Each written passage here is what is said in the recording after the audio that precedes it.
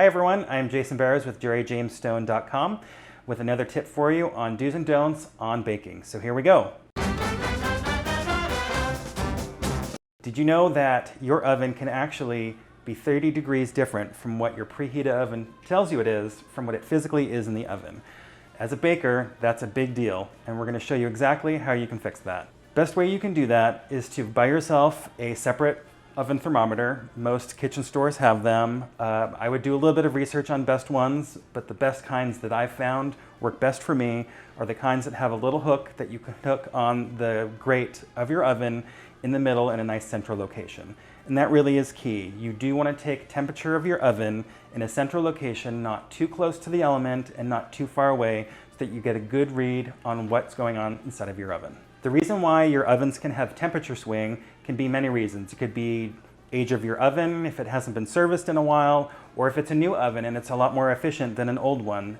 All these are good reasons why you should know exactly how hot it is inside of your oven. Anything to do with baking, any fluctuation from 5 to 10 degrees can actually either scorch or underbake something, so we really want to make sure that's as accurate as possible. So unless you have a convection oven where forced air is moving all around your oven, you're going to have different zones of temperature inside of your oven. The top left might be your hot zone, the bottom right might be your cold zone, and you don't really know that until you're actually baking in those locations. So it is really important to know your oven. A baker who's used their oven many times know exactly where those spots are. And a temperature accuracy inside of your oven can make or break any recipe. So step one, if you have figured out how much your temperature varies, so for example, if your oven says 350 degrees, but your thermometer on the inside registers at 360, you have a 10-degree difference. So once you've calibrated your oven, you know exactly how far away the real temperature is from what your oven is telling you. So if you have a recipe that calls for a 350-degree oven, and inside your thermometer says 360, you have a variance of 10 degrees between what your oven is saying and your thermometer. And the way you fix that is you decrease your temperature on your oven by 10 degrees. That should equalize, even though your oven might say 340, you want the oven on the inside to be 350.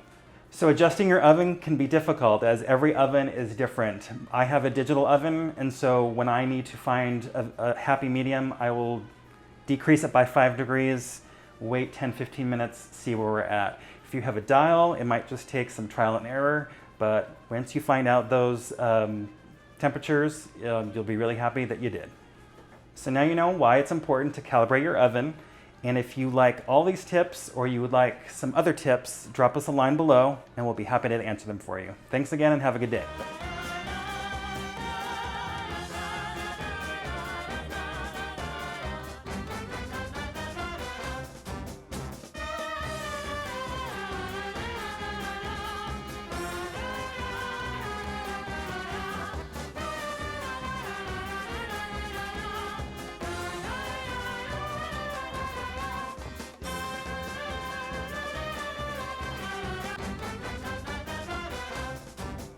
So what you would need to do is then reduce your oven temperature by 10 degrees so that, say you're